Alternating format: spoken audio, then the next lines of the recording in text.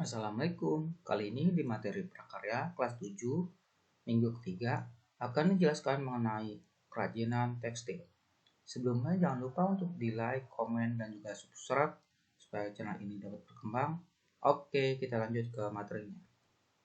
Dan dimana ada pengertian kerajinan tekstil. Kerajinan tekstil merupakan suatu karya yang dibuat dari berbagai bahan tekstil. Bahan tekstil pada umumnya berasal dari serat atau benang yang diolah menjadi sebuah kain. Yang pertama ada fungsi dan prinsip kerajinan tekstil. Di mana fungsi kerajinan tekstil antara lain ada fungsi penghias, fungsi benda pakai, fungsi kelengkapan ritual, dan terakhir fungsi simbolik. Apa itu fungsi penghias? Kerajinan yang dibuat semata-mata sebagai hiasan pada suatu benda atau sebagai pajangan suatu ruang dan tidak memiliki makna tertentu selain menghias. Lalu ada fungsi benda pakai.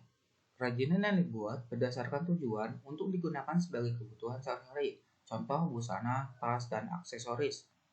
Lalu ada fungsi kelengkapan ritual, di mana kerajinan yang mengandung simbol-simbol tertentu dan berfungsi sebagai benda magis berkaitan dengan kepercayaan dan spiritual, contohnya ulos, kain ulos. Nah, misalkan pakaian adat, nah seperti itu. Di mana pakaian adat bisa digunakan untuk acara kematian atau pernikahan atau upacara adat lainnya. Lalu ada fungsi simbolik. Kerajinan tekstil tradisional selain sebagai hiasan juga berfungsi melambangkan hal tertentu yang berhubungan dengan nilai spiritual, contohnya tapestri, tenun, dan batik yang dibuat dengan motif simbolik. Nah, misalkan contohnya di daerah A, daerah pesisir pantai, di daerah B berada di pegunungan. Nah, motif batiknya tentu beda-beda. Di mana di daerah pesisir motif batiknya dengan laut, lalu ada pantai dan pohon kelapa misalkan. Sedangkan di pegunungan lebih kayak misalkan hutan atau tumbuh-tumbuhan dan lain sebagainya seperti itu. Lalu ada prinsip kerajinan tekstil, di mana ada keunikan bahan kerajinan, ada keterampilan tangan, ada unsur estetik, dan terakhir ada unsur hiasan atau ornamen. Keunikan bahan kerajinan. Kreativitas seorang perajin diperlukan dalam membuat kerajinan tekstil. Percuma jika orang itu mau perajin itu mau sehebat apapun punya pengalamannya, tetapi kalau tidak mempunyai kreativitas dalam membuat suatu karya yang baru, maka itu dianggap kurang. Dimana setiap perajin itu harus membuat kreativitasnya supaya dapat menggunakan segala alat bahan dan juga yang lainnya bisa menjadi lebih bagus lagi, menjadi nilai gunanya lebih tinggi lagi. Lalu ada keterampilan tangan. Keahlian perajin merupakan campuran antara berbagai jenis kerja tetap dengan dasar kesadaran material, yang dimana bukan cuma hanya keahlian perajin aja yang keterampilan aja, tetapi juga ada alat dan bahan yang tepat untuk membuat suatu hasil karya. Lalu ada unsur estetik, di mana nilai estetik dalam karya kerajinan, fungsi hias, dan fungsi pakai dilihat dari aspek bentuk, warna ragam hias, dan komposisi. Dari segi bentuk disuguhkan keberaneka-ragaman bentuk sesuai fungsi, yaitu sebagai produk hiasan, baik bentuk 2 maupun 3 dimensi. Di mana unsur estetik ini untuk keindahan. Lalu ada unsur hiasan atau ornamen. Unsur dekorasi yang dibuat dengan berbagai cara, diantaranya dilukis, diukir, dan dicetak. Terdapat dua jenis cara penerapan unsur hiasan pada produk kerajinan, yaitu hiasan pada permukaan produk dan hiasan terstruktur. Hiasan pada permukaan produk yaitu hiasan yang dibuat setelah produk kerajinan selesai dibuat. Sedangkan hiasan terstruktur yaitu pembuatan hiasan dibentuk sejak awal kerajinan dibuat sehingga menyatu dengan produk itu sendiri. Nah, seperti itu perbedaannya. Lalu ada jenis dan karakteristik kerajinan tekstil. Kerajinan tekstil modern, di mana kerajinan ini pada umumnya dibuat dengan menggunakan alat bantu yang modern, sehingga dalam proses pembuatannya dapat dengan jumlah yang banyak, contohnya busana, topi, keset, lap. Lalu ada kerajinan tekstil tradisional.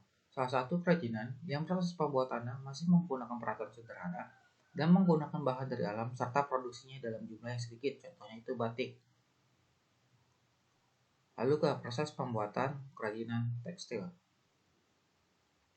yang dimana ada makrame merupakan salah satu produk kerajinan yang berasal dari keahlian merangkai tali. Makrame berarti kerajinan simpul tali. Kerajinan makrame dapat menghasilkan sebuah karya kerajinan yang selain berfungsi sebagai benda pakai juga mempunyai nilai seni yang menarik. Dan di sini ada alat untuk membuat alat produksi makrame. Yang pertama, menyediakan gunting, tang, lancip, meteran atau penggaris, di mana gunting dibutuhkan untuk memotong benang sesuai panjang yang diinginkan, tang digunakan untuk membengkokkan kawat, lalu ada meteran atau penggaris digunakan untuk mengukur panjang benang yang diinginkan. Lalu penjepit atau clipboard dan isolasi, yang dimana penjepit atau clipboard ini digunakan untuk menjepitkan helaian benang agar tidak mudah kendur saat dibuat ikatan simpul. Lalu ada isolasi, dapat digunakan sebagai alat bantu agar warna atau helaian benangnya itu tidak tercampur saat disimpul.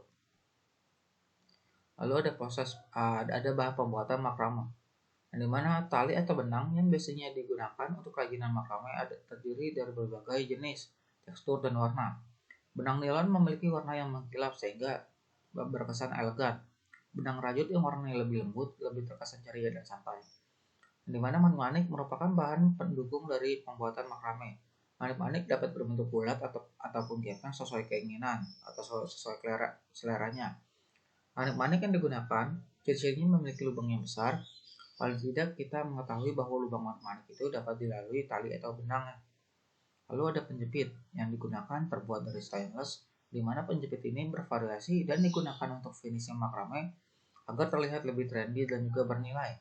Penjepit yang dapat digunakan misalnya penutup ujung tali, anting-anting, peniti bros, dan pengikat kalung. Rantai juga digunakan sebagai pemanis kalung atau gelang. Lalu ada proses pembuatan makramenya. Yang pertama, bahan yang dibutuhkan 1 buah manik ukuran besar, 8 buah manik ukuran sedang. Lalu ada manik ukuran kecil sejumlah lingkaran manik sedang, 2 lembar benang nilon masing-masing panjangnya 90 cm, lalu ada pengait. Adapun ada proses pembuatannya. Yang pertama, lipat dan ikat benang dengan simpul lux head knot. Lalu buat simpul square knot seperti contoh diulang hingga 6 kali kanan kiri. Masukkan manik-manik kecil pada benang yang paling pinggir dan manik-manik sedang pada bagian tengah. Buat simpul square knot 1 atau 2 kali kanan kiri, lalu ulangi mengisi manik-manik. Ikat kencang dan beri lem serta dibakar untuk menguatkan. Jika panjang sudah sesuai, ikat benang dengan penjepit. Lalu setelah itu jadilah gelang. Gelangnya sudah jadi, maka dilakukan pengemasan. Dan ini contoh gambarnya. Apa itu maksudnya simple large head knot, terus gimana ininya. Ini gambarnya aja, prosesnya aja. Nanti saya akan tampilkan video mengenai proses pembuatan makramenya seperti apa gitu. Dan ini misalkan tadi itu jadi hasil gelangnya seperti itu, ada 7 tahapan. Lalu ada kemasan produk kerajinan tekstil, di mana pengemasan dan perawatan memiliki kesamaan tujuan, yaitu untuk membuat produk menjadi awet dan tahan lama. Pengemasan melindungi produk agar tidak mengalami penurunan kualitas pada saat sampai kepada pembeli. Kemasan memiliki fungsi pelindung untuk kemudahan membawa dan pengiriman, memberikan informasi serta untuk menjadi daya tarik bagi calon pembeli. Lalu ada contoh produk kerajinan tekstil. Alat dan bahannya ada kain putih atau mori, malam atau lilin, zat pewarna, canting, dan juga kompor. Dimana proses pembuatannya dengan membuat desain batiknya terlebih dahulu atau molani. Setelah membuat motifnya atau desainnya, maka selanjutnya melukisnya menggunakan lilin malam yang telah dicairkan menggunakan canting. Lalu kita ikuti polanya. Setelah itu, menutupi bagian putih yang tidak berwarna dengan menggunakan lilin malam, yang dimana canting yang digunakan itu untuk bagian yang halus, sedangkan kalau kuasnya itu digunakan untuk yang ukuran besar. Tujuannya ini supaya saat pencelupan bahan ke dalam larutan pewarna, bagian yang diberi lapisan lilin ini tidak terkena. Lalu proses pewarnaan batik tulis pertama ini di bagian yang tidak tertutup oleh lilin dengan cara mencelupkan kain tersebut pada warna tertentu. Kemudian setelah selesai dicelupkan, kain dikeringkan dengan cara jemur, lalu setelah kering maka dilukis kembali dengan menggunakan canting. Tujuannya untuk menutup bagian yang telah dipertahankan pada warna yang pertama. Setelah itu pencelupan lalu dilanjut kembali kemudian dengan proses pencelupan tahap kedua. Setelah pencelupan tahap kedua selesai, maka selanjutnya menghilangkan lilin pada kain yang masih nempel dengan cara meletakkan kain tersebut pada air yang sudah dipanaskan di atas tungku. Setelah kain bersih dari lilin dan juga kering, kemudian dilakukan kembali proses pembatikan dengan penutupan lilin menggunakan alat canting untuk menahan warna yang pertama dan kedua. Proses membuka dan menutup lilin malam ini dilakukan berulang kali sesuai dengan keinginan banyaknya warna dan juga kesulitan motif yang diinginkan. Kemudian langkah terakhir itu ada melorot, yang dimana kain yang telah berubah warna ini direbus menggunakan air panas. Tujuan direbus dengan air panas itu untuk menghilangkan lapisan lilin sehingga motif yang telah digambar sebelumnya itu terlihat dengan jelas. Nah, jadi seperti itu. Dan terakhir kemudian dicucikan batiknya, kemudian dikeringkan dengan cara dijemur sebelum dapat digunakan dan dipakai. Dan ini misalkan ada contoh mengenai beberapa jenis batik ya. Ada batik tulis yang menggunakan canting, lalu ada batik cap yang menggunakan seperti ada cap seperti itu, ada polanya. Lalu ada batik ikat dan celup. Nah, ini biasanya digunakan untuk praktik di anak-anak sekolah. Nah, lalu ada batik printing. Nah, ini menggunakan mesin. Jadi modern. Jadi semuanya ada kelemahan, ada kelebihannya masing-masing. Tinggal bagaimana kita memilih mau mana yang seperti apa gitu. Oke, cukup sekian untuk materi kali ini. Terima kasih. Mohon maaf kalau kekurangan. Wassalamualaikum warahmatullahi wabarakatuh.